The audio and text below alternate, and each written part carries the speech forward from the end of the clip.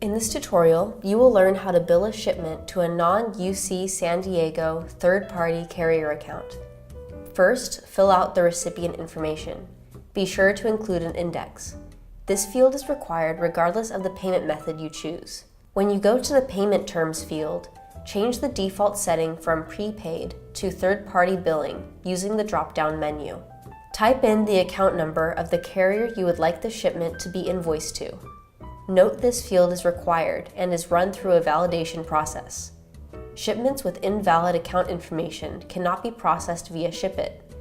Be sure to verify the account number with the carrier prior to setting up third-party billing. Next, navigate to the Shipping Forms section and click on Provide Third-Party Billing Info. The Third-Party Billing Info form will appear. Notice the account number you entered in the ship screen will auto-populate in the account number field. Fill out the contact and address information associated with the third-party account number and click Save.